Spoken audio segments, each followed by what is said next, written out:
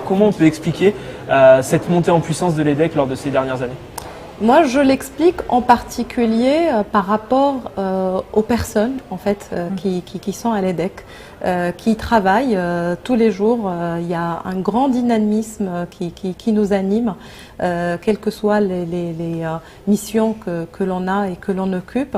Il y a des valeurs communes que nous partageons et une forte ambition. Et l'ambition, ce n'est pas uniquement le fait d'être classé, c'est surtout d'avoir la possibilité d'offrir le meilleur et, comme on vient de le dire, d'impacter le monde positivement. Et donc, quand on a des objectifs hauts et qu'on est toujours en recherche de l'amélioration de l'excellence, les résultats se traduisent naturellement en fait.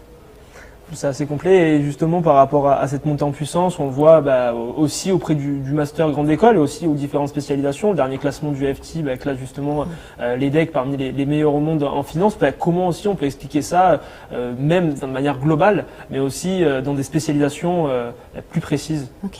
Mais je pense que d'abord je rejoins Ager, c'est vraiment, on a la forte engagement de toutes nos parties prenantes, que ce soit nos professeurs, le faculté et staff, mais aussi nos étudiants. Les étudiants, ils s'engagent dans des projets d'ampleur significative, et nos anciens.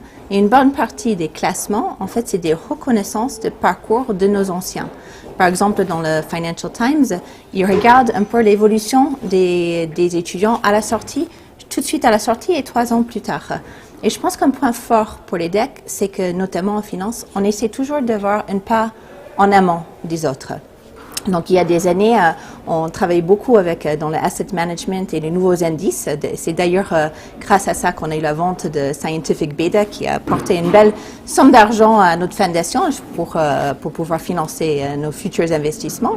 Mais maintenant, le tournure, c'est vraiment vers le sustainable finance. On voit que dans l'industrie de la finance, il y a des vrais enjeux autour des mesures environnementales, sociales et de gouvernance, et aussi des mesures sur le changement climatique et les mesures des carbones.